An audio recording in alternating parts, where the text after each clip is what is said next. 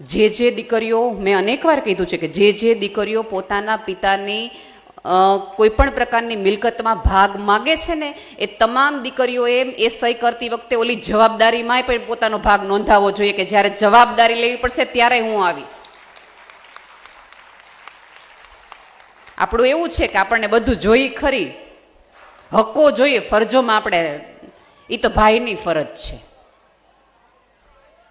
સાહેબ માનો કે ન માનો, આપણે ત્યાં તો જગતનું પહેલું વ્હીલ છે ને, એ દીકરી જતી વખતે કંકુના થાપા બાપની દિવાલ ઉપર ઈ મારીને આપે છે કે હું મારે હવે આ ઘરમાંથી કશું ન જોઈએ. એ પહેલા સિગ્નેચર છે. મને ખબર નથી તમારે ત્યાં આ પ્રથા છે કે નહીં, કે થાપા માર્યા પછી અમારે ત્યાં એવી પ્રથા છે કે પછી લાજ કાઢી લેવાની થોડી વાર માટે, એટલા માટે કે ક્યાંક મનમાં વિકાર ન આવી જાય ને બાપનો બંગલો જેની ઈચ્છા ન થઈ જાય કે ના ના આમાં મને દેવાનું હજી, એટલા માટે જ કરિયાવરની પ્રથા હતી. તને જોતું હોય એટલું તું લઈ જા. અને દીકરીઓને પણ વિનંતી છે કે જ્યારે જ્યારે પિયરમાં થોડા વખત માટે જાઓ તો જનરલી એવું હોય કે ભાભીની અને નણંદની ઉંમર એક સરખી હોય, બહુ ખાસ ફેર ન હોય. એટલે એક દિવસ આવો એટલે તમને ચોક્કસ મજાથી રહેવું હોય, પરીની જેમ રહેવું હોય, મોડું ઉઠવું હોય, બધી મજા કરવાની, કોઈ જ ના નથી. પછી બીજે દિવસે તો તરત તમારે ભાભીને કહેવું જોઈએ કે આખી ખસ તું રોટલી વણ હું ચોડવતી જાઉં. કામમાં થોડો સાથ આપો ને તો ભાભીને વાલા લાગો, એ રાહ જોવે. તમે પૂછો આ બધી વૃદ્ધ માજીઓને કે જ્યારે એ પિયર ગયા હશે ને ત્યારે કપડાં ધોવાનું અને છોકરાઓ નવરાવાનું કામ હંમેશા નણંદનું હતું. ખોટી હોય તો પૂછી જુઓ આ બધા મા બાને. અત્યારે તો ભાભીએ પોતાનું કરવાનું, આનું કરવાનું, પાછું મમ્મી મારે વેફર લઈ જવાની છે તો કરાવી નાખજે પાછી. એના બદલે તમે ઈચ્છતા હો કે આજીવન તમારા ભાઈનું ઘરના દરવાજા તમારી માટે ખોલવામાં આવે, તમારે ઠપકારવા ન પડે, તમારે બેલ ન મારવા પડે, તો યાદ રાખજો કે હૃદયથી ભાભીને જીતવાનું રાખો. રાધર, હું તો ત્યાં સુધી કહું છું, મારી જ લાઈફમાં બનેલું કિસ્સો છે. મારી ભાભીના લગ્ન થયા અને બીજે દિવસે આપણે ઓલી ગોસિપ કરીએ ને નાની મોટી, કે જમણવારમાં આમ હતું ને ઓલી પેરામણીમાં આમ હતું ને ઓલું થોડું કામ હતું ને ઓલા ન હાચવા, એવી મારી મમ્મી મને વાત કરતી હતી બધું. મારી ભાભી નીચેથી ઉતરી એટલે મારી મમ્મીએ મને આમ કોણી મારીને કીધું શીતલ આવી, હો બોલતી નહીં.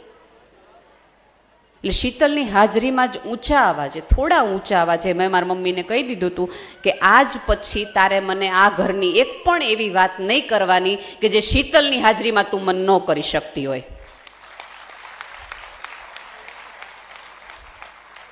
આ સ્ત્રીની હાજરીમાં જ ઘરની બધી જ વાત થવી જોઈએ.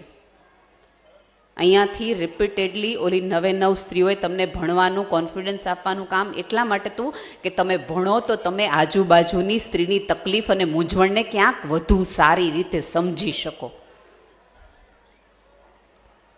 તમારી હાજરીમાં તમારો ભાઈ તમારા ભાભીનું અપમાન કરે તો એ જ દિવસે તમારે તમારી એક નણંદ તરીકેની તમારી નૈતિક ફરજમાં આવે કે તમારા ભાઈને કહી દેવું જોઈએ કે આપણે આજથી રક્ષાબંધનના સંબંધ પૂરા.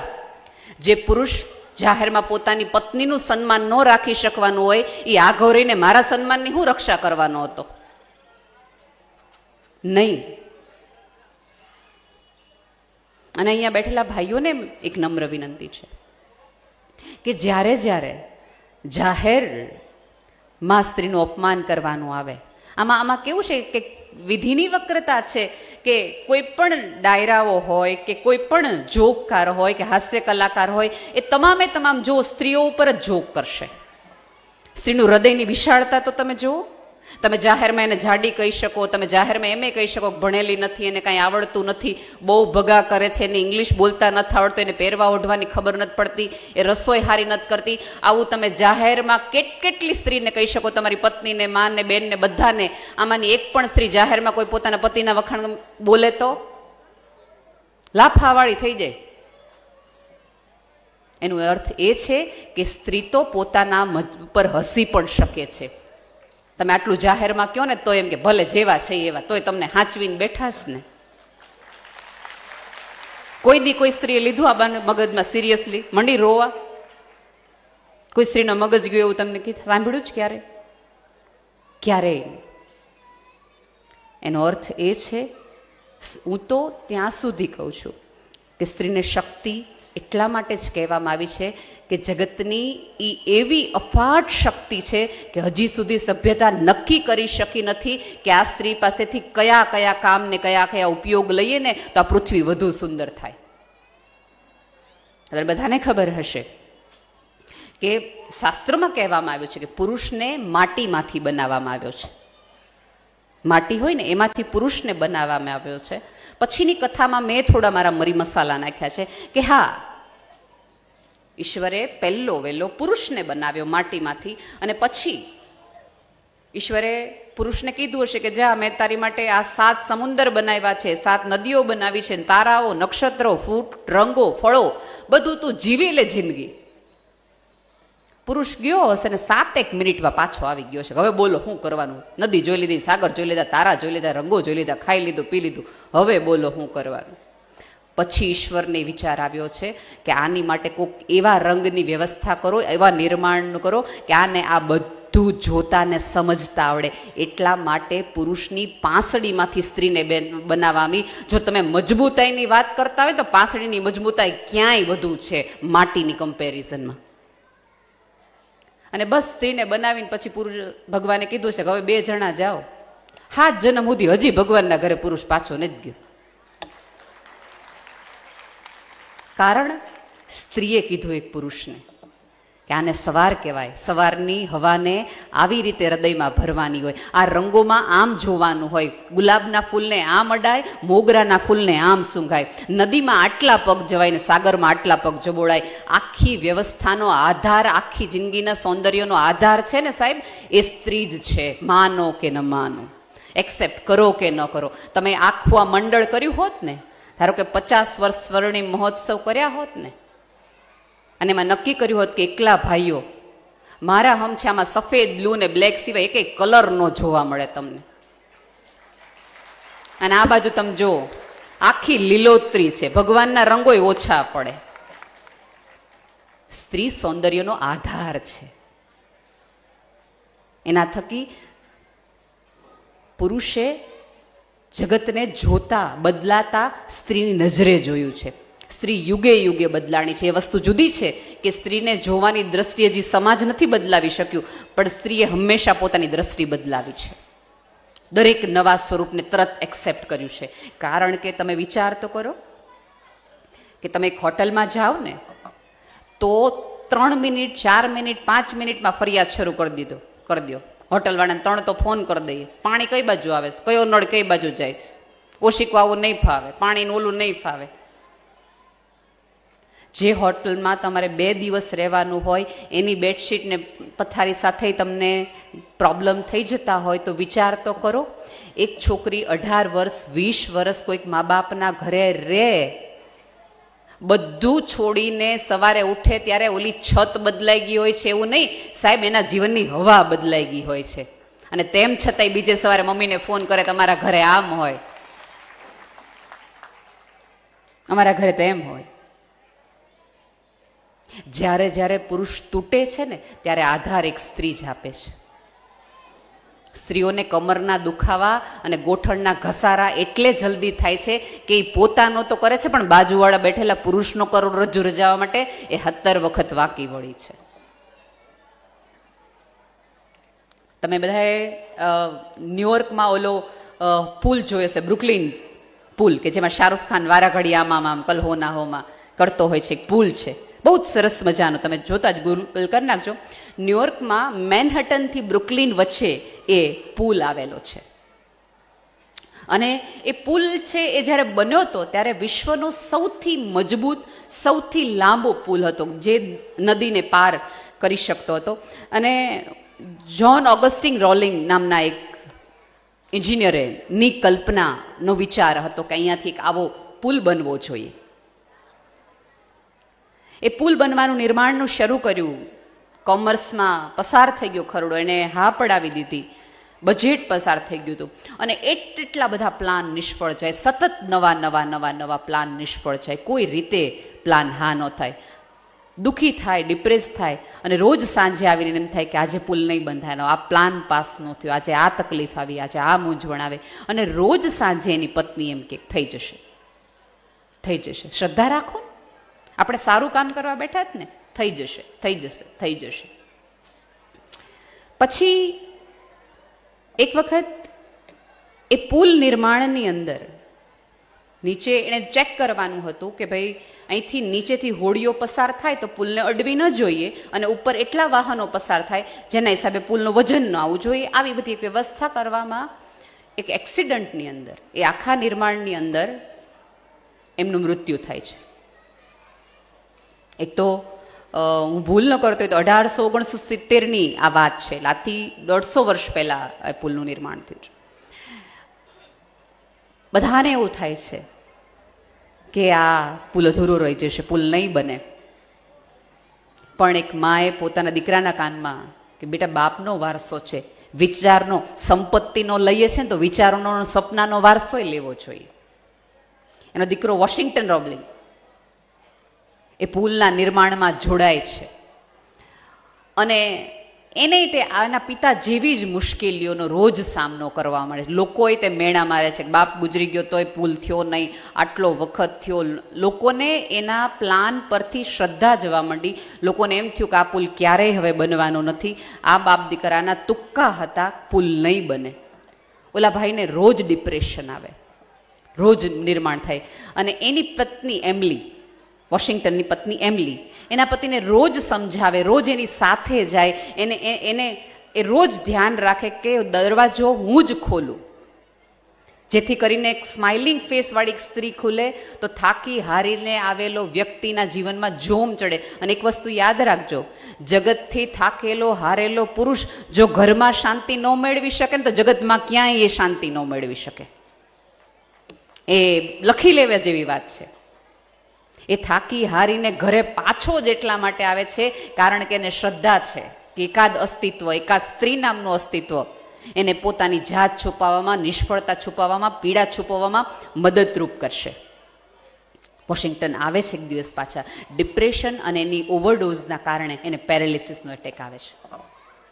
બાપ તો આ પુલ બનાવવામાં ગુમાવ્યો તો, અને માથેથી લોકોના મેણા ટોણા, કેટલી વાતો, કેટલી પીડા તકલીફ પછી પતિને આર્થિક રીતે પણ ઘણું બધું નુકસાન થઈ ગયું હતું. પતિને પેરાલિસિસ થાય છે અને તોય ઓલી સ્ત્રી હસતા મોઢે એ પથારી વશ પતિની પેરાલિસિસનું પણ ધ્યાન રાખે અને ખબર પૂછવા, અને આપણે ત્યાં તો કેવું છે, ખબર પૂછવા આવે ને ત્યારે ચિંતાઓ આપીને જાય. ઘણા લોકો તો ખબર પૂછતાય ન થાય આવતું. એટેક આવ્યો એને પૂછતું હોય કેટલો આવ્યો તો પહેલો, હજી 2 બાકી છે. પગ ભાંગ્યો હોય અને ખબર પૂછવા આવે કેટલા પગ, 1 ભાંગ્યો ને, મારે તો 2 ભાંગ્યા હતા તોય કાંઈ નહોતું. જલસા કરો. આપણે બધાને કહી દઉં કે તમારા કરતાં મારું દુઃખ ક્યાંય મોટું છે, કાંઈ વાંધો નહીં. એટલે ખબર પૂછવા આવનારા લોકોય આવા ન મજા આવે એવા. આ બધાની વચ્ચે ઓલી સ્ત્રી પોતાના પતિને સતત એવી શ્રદ્ધા, પણ એ સમયમાં 1869ની હું તમને વાત કરી છું, એટલે એ સમયે તો આટલી બધી દવાઓની પણ શોધ નહોતી થઈ. એ સ્ત્રી અલગ અલગ ઉપચારોથી પોતાના પતિને સાજો કરવાનો પ્રયાસ કરે છે. પતિ માત્ર ઈશારા જ કરી શકે છે. અને એક પત્નીને ખબર હોય કે પતિનું સ્વપ્ન કયું છે, ઈચ્છા કઈ છે, એનું જીવવાનું બળ કયું છે.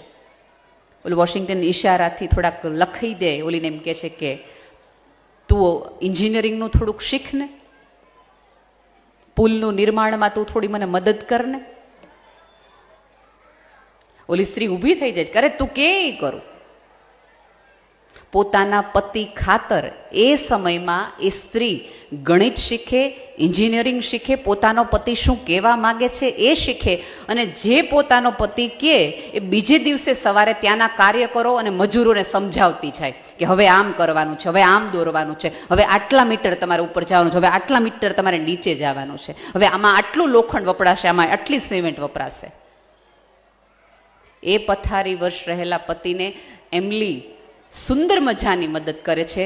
અને સાહેબ હજી સુધી આજે 150 વર્ષ સુધી એ પુલ અકબંધ છે. આપણને પ્રેમ પાછળ મળેલા તાજમહલની ખબર છે, પણ પ્રેમ માટે ફના થયેલી આવી પત્નીઓની ખબર નથી.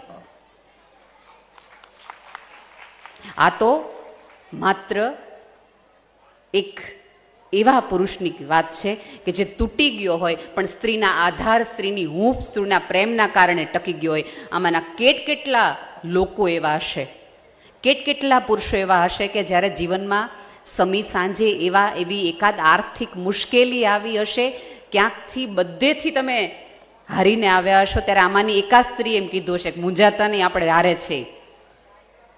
પણ આપણા બધાની તકલીફ એ છે કે પીડામાં સાથ આપે ને એને આપણે યાદ નથી રાખતા, સફળતા વધાવે ને એને આપણે યાદ રાખીએ. આપણે ત્યાં બહુ જ સ્ત્રીઓ પર એ રીતે હું જોઉં તો અત્યારે મને સૌથી વધુ તકલીફ એ થાય કે આપણે સફળતાની વ્યાખ્યાઓ જ બદલાવી નાખી. સફળ સ્ત્રી આપણી માટે કઈ છે કે કાં તો એ ડૉક્ટર હોય, એન્જિનિયર હોય, ક્યાંક પહોંચી ગઈ હોય, છાપામાં એનું નામ આવતું હોય, 10 જણા એને ઓળખતા હોય અને સત્તા ઉપર હોય, એ જ બધી સ્ત્રીઓ સફળ કહેવાય. મારી દ્રષ્ટિએ એ તમામ સ્ત્રીઓ સફળ છે કે જે આજે જોઈન્ટ ફેમિલીમાં ઘરને એકઠું રાખીને ઘૂંટના પીડા, ઝેરના ઘૂંટડા પી લે છે, એ સફળ સ્ત્રીમાં છે. મારી દ્રષ્ટિએ દરેક સ્ત્રી સફળ છે કે જેનું આટલા વર્ષથી એક પણ વાર અથાણું નથી બગડ્યું. મારી દ્રષ્ટિએ એ દરેક સ્ત્રી સફળ છે કે જ્યારે કુટુંબમાં કોઈ પણ પ્રકારની સમસ્યા આવે ને ત્યારે એમ કહેવાય છે કે ઓલા મોટા ભાભીને બોલાવો, એના વગર નહીં ઉકલે આ વરો, એને એવોર્ડ આપવા જોઈએ. આપણે બધાને જોઈએ છે સંસ્કાર, જોઈએ છે ધર્મ, જોઈએ છે બધું, પણ જેના આધારે ટક્યું છે એને સન્માન નથી આપવું. કોઈ તમારું સન્માન કરે કે ન કરે, જ્યારે સન્માન મને મારું ન હોય ને બેનો, તો આપણને આ જગતમાંથી કોઈ દિવસ સન્માન નહીં મળે. આપણને આપણા હોવાની જ બહુ બધી ફરિયાદ છે. કેટલી તમને ક્યારે એવું લાગ્યું છે? આપણે જો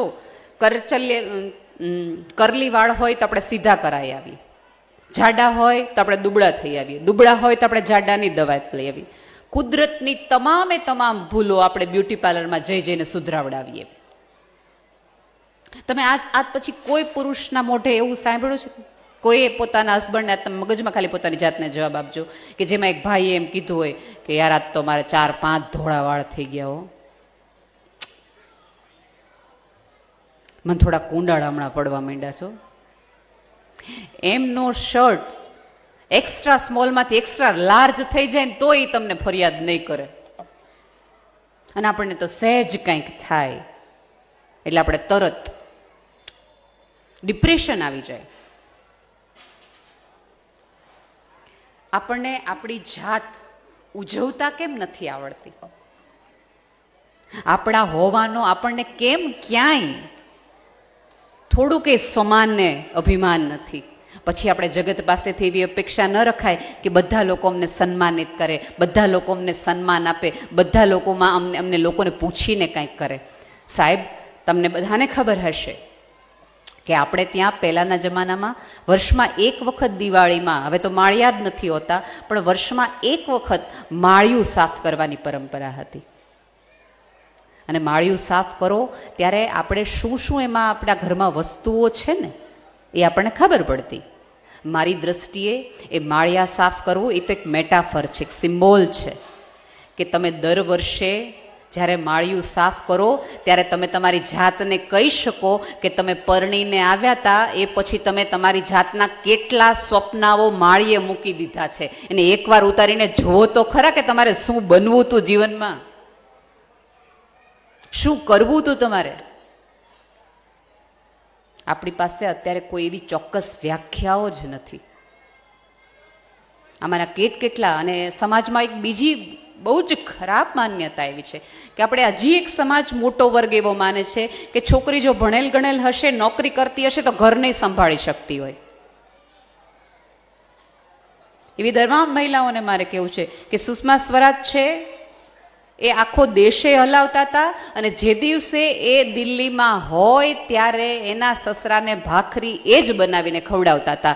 અને સાહેબ, એને કોર્ટમાં કેસ લેવા હોય તો સુષ્મા સ્વરાજ સાંભળવાના મિનિટના 1.5 લાખ રૂપિયા તે દિવસે લેતી હતી. એ સ્ત્રી છે. એ વાત ભૂલી જજો કે ભણેલ ગણેલ નોકરી કરતી સ્ત્રી ઘર ન સંભાળી શકે. ઉપરવાળાએ આપણે સ્ત્રીને 1000 હાથવાળી કીધી છે જ એટલા માટે.